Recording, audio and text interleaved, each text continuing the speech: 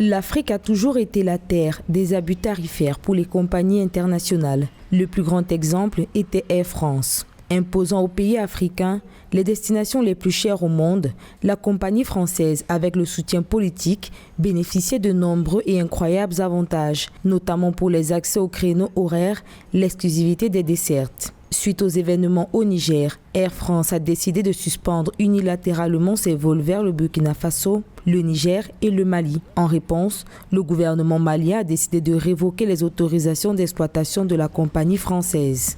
C'est la même chose pour la compagnie Air France. On se lève une compagnie, vous avez des conventions. Il y a des gens qui quittent les États-Unis, ils sont dans l'avion avant d'arriver à Paris, tous les vols sont annulés, ils sont à Tunis encore, ils n'ont pas pu arriver ici. La compagnie se lève seulement, dit que nous on a fermé parce qu'on a des problèmes avec le Mali. Alors il n'y a aucun problème.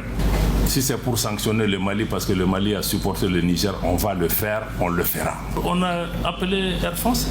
J'ai dit que maintenant que vous dites que vous allez reprendre le 11 là, vous ne reprenez pas le 11. Et quand vous serez prêt, vous allez faire le rang à la queue.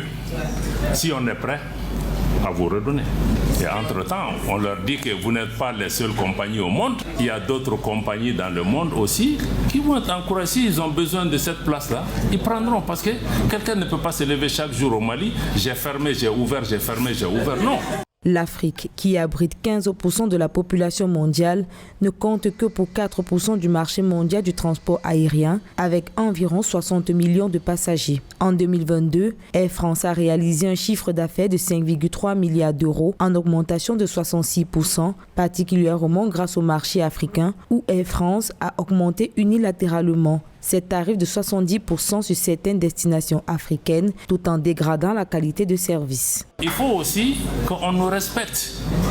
On respecte même la clientèle, parce que ce n'est pas du bétail. Il y a des gens qui sont bloqués à Paris depuis combien de jours? Ils sont là, ils ne peuvent pas faire ça aux États-Unis, ils ne peuvent pas faire ça dans d'autres régions. Ils font ça chez nous. Vous vous levez au Burkina, Niger, Mali, on a fermé. Ils ne peuvent pas venir. Ici, c'est une compagnie commerciale. Elle gagne de l'argent. Air France gagne 500 millions de francs CFA par jour sur la destination Mali. Donc, moi, je crois que la réciprocité, elle est importante.